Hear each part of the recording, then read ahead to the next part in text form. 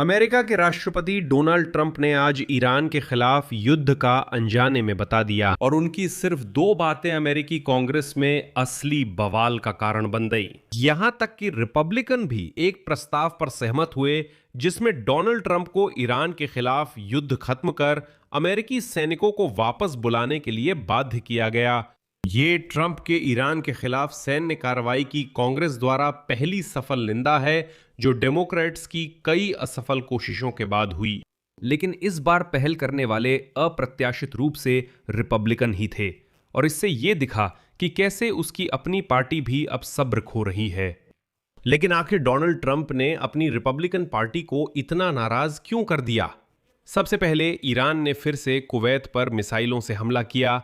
उनमें से एक मिसाइल उसी एयरपोर्ट पर गिरी जिसे हाल ही में हमलों के बाद फिर से बनाया गया था। और फिर डोनाल्ड ट्रंप ने कहा कि संयुक्त राज्य अमेरिका ने जानबूझकर ईरान को क्षेत्र में जवाबी कार्रवाई के लिए उकसाया ताकि कोई भी लापरवाह ना हो सके। दूसरी बात, ट्रंप ने माना कि उन्होंने बड़ा चढ़ाकर कहा था कि अमेरिकी सेना ईरान में घुसेगी और सारा समृद्ध यूरेनियम ले जाएगी। वो कहते हैं कि उन्हें बस गलत समझा गया। ट्रंप के बयानों के विपरीत ईरान ने आज फिर से आधिकारिक रूप से कहा है कि वो संयुक्त राज्य अमेरिका के साथ कोई बातचीत नहीं कर रहा है, जैसा कि कुछ दिन पहले भी कहा गया था। मेरा नाम अलेक्से पिची है, पेची। आइए हम सब मिलकर इस विषय पर चर्चा करें। लेकिन शुरू करने से पहले आपसे अनुरोध है कि इस चैनल को सब्सक्राइब करें, इस एपिसोड को लाइक करें, नीचे कमेंट करें और मेरे टेलीग्राम चैनल को भी सब्सक्राइब करें। पेची न्यूज का लिंक वीडियो विवरण में है।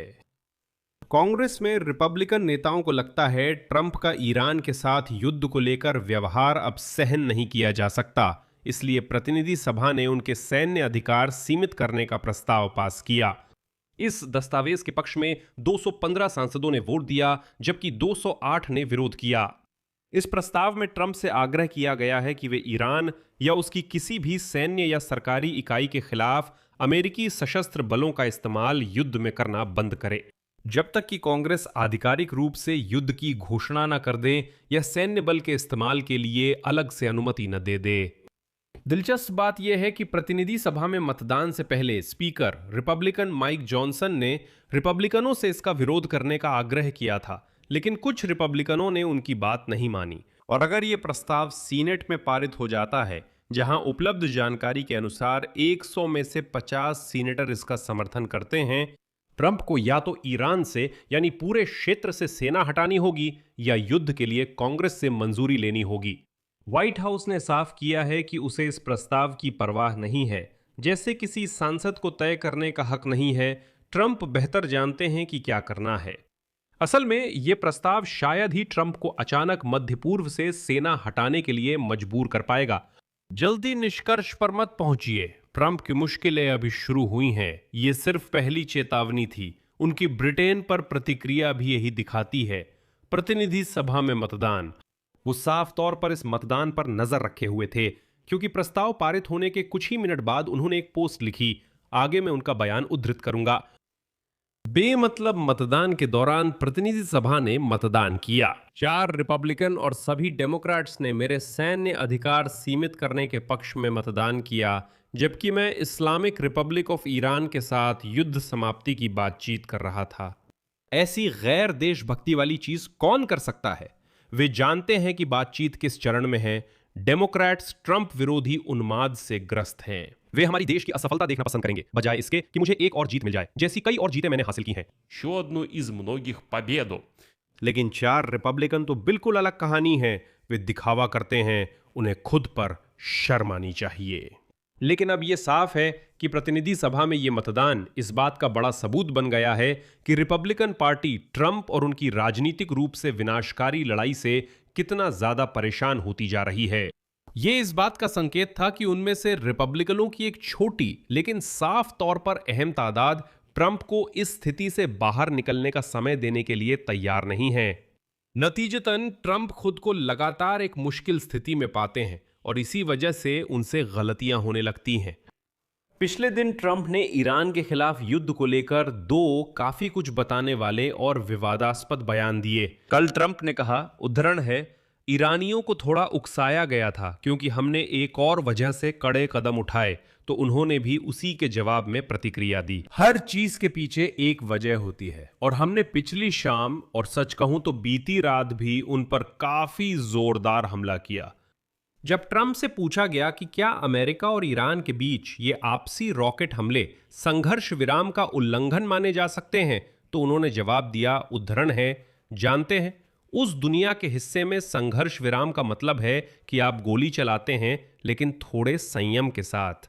अब ट्रंप की कही बात का संदर्भ जिसे सुनकर सच में रोंगटे खड़े हो जाते हैं। 3 जून को इस्लामिक रिवॉल्यूशनरी गार्ड्स कॉर्प्स ने शाहिद 136 ड्रोन और बैलिस्टिक मिसाइलों का इस्तेमाल करते हुए कुवैत पर हमला किया। ईरानी गोला बारूद कुवैत के अंतर्राष्ट्रीय हवाई अड्डे के नागरिक टर्मिनल T1 पर गिर गया।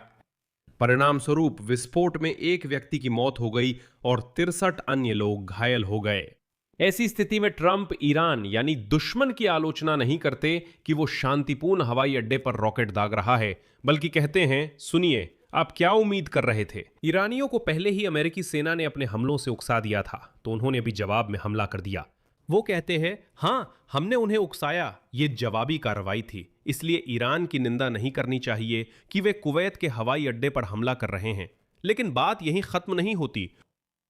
डोनाल्ड ट्रंप ने स्वीकार किया कि जब उन्होंने कहा था कि अमेरिकी सैनिक ईरानी ठिकानों में घुसेंगे और वहां से परमाणु सामग्री निकाल लेंगे, तो उन्होंने बस बढ़ा चढ़ाकर कहा था।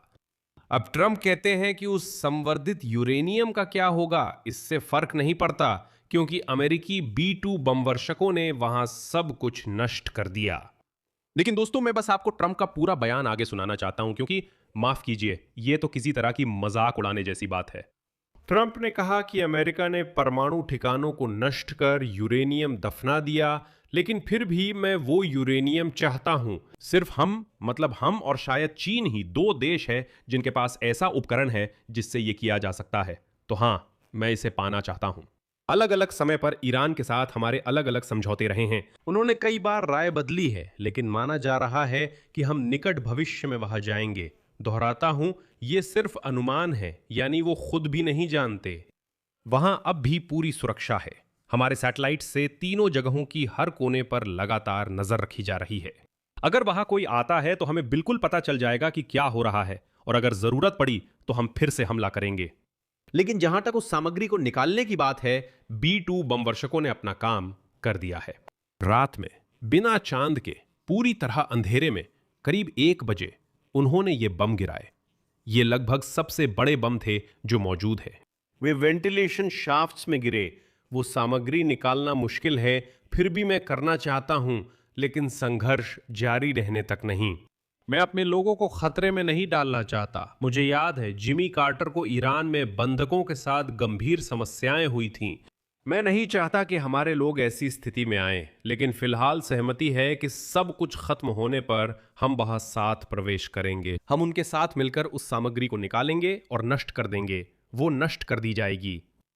और इस पूरी कहानी का चरम यही है। ईरान के विदेश मंत्रालय के प्रमुख अब्बास अराक्ची ने डोनाल्ड ट्रंप के इस बयान के जवाब में कि ईरान के साथ बातचीत बहुत अच्छी चल रही है, आज उन्होंने स्पष्ट कहा, उद्धरण, ईरान और अमेरिका के बीच फिलहाल कोई आधिकारिक वार्ता प्रक्रिया नहीं चल रही है। डोनाल्ड ट्रंप के अनुसार संवाद में कोई ठोस प्रगति नहीं हुई है। इस पर ट्रंप ने क्या जवाब दिया? कुछ भी नहीं। उन्होंने बस ध्यान दूसरी बातों पर लगा दिया। और जब सब लोग ये सोच रहे हैं कि आखिर ऐसा कैसे हुआ कि जैसा कि खुद ट्रंप ने कहा था, 4 से 6 हफ्ते की जंग बस अंतहीन बातचीत में बदल गई, जिसमें वे खुद कहते हैं कि आज एक बात पर सहमति हुई, कल दूसरी पर, और परसों शायद बातचीत बिल्कुल अलग होगी। असल में किसी को नहीं पता कि ये सब कहां जाएगा, डोनाल्ड ट्रंप को भी नहीं। यहां मैं विराम लगाता हूं। आपकी क्या राय है? अपने विचार के नीचे कमेंट्स में लिखें। चैनल को सब्सक्राइब करें, बेल आइकन दबाएं और लाइक करना ना भूलें। अगर आप इस YouTube चैनल के काम को सपोर्ट करना चाहते हैं तो आप किसी भी डोनेशन के जरिए इस वीडियो के डिस्क्रिप्शन में दिए गए लिंक और डिटेल्स या आपकी स्क्रीन पर दिख रहे QR कोड से आर्थिक मदद कर सकते हैं। आपके समर्थन के लिए मैं आभारी रहूंगा। और दोस्तों मैं याद दिला दूं कि मेरा सिर्फ यूक्रेनी भाषा का यूट्यूब चैनल भी है, तो अगर आप यूक्रेनी भाषा में जानकारी पाना चाहते हैं तो उस चैनल का लिंक इस वीडियो के डिस्क्रिप्शन में है, वहां जाएं और जरूर सब्सक्राइब करें। बस इतना ही, अपना ख्याल रखें, सबको अलविदा।